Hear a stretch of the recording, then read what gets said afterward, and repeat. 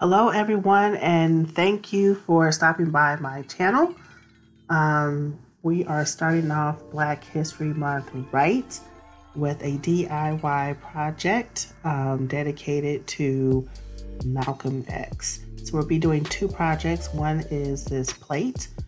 For this plate, I am using a 10-inch plate that I got from Ikea, and I'm using from a stencil that I got from the stencil store.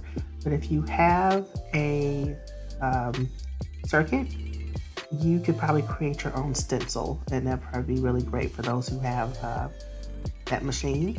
And I'm also using this Pebeo porcelain paint 150.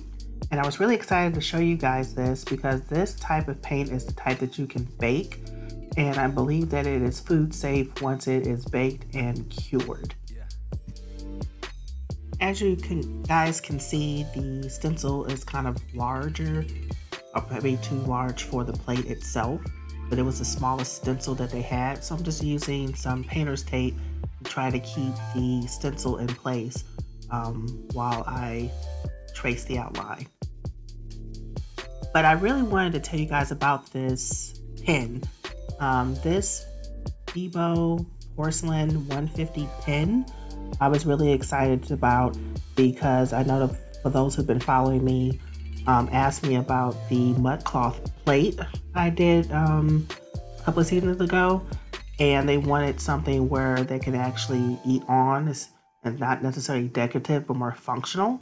And if you use this pen, you can create a because it's made for ceramics and it's bakeable, you can use this pen for your plates. So if you're looking for something that you can actually function with and not just decorative.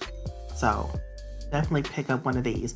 I got this from Dick Blick, which is a higher end art store. I believe they have places around the country, but you probably can get it online like Amazon as well. So as you can see, I used the pen to trace the outline of the Malcolm X stencil, and then I'm using the paint, still the porcelain paint 150, still bakeable, and I'm using that to fill in the stencil, the areas where it should be black.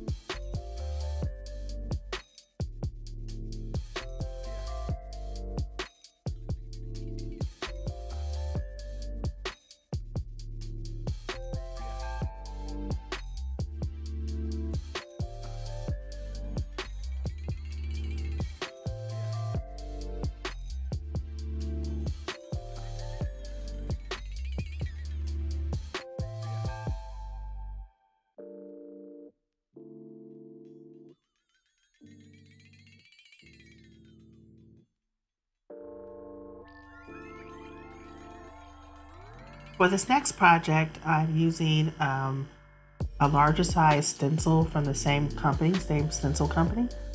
And I'll put that link in the description box below. And I'm also using one of the Gurli pillows that I got from Ikea. It's the 20 by 20 inch pillow. And so I'm just going to put the stencil over the pillowcase, and I ironed the pillowcase just to make sure I got all the wrinkles out. I am also using some tape to hold this stencil in place so that way it doesn't move when I am painting it. And for the paint, I'm using fabric paint for the pillowcase, and I'm just going to use that and a paintbrush to go over the stencil.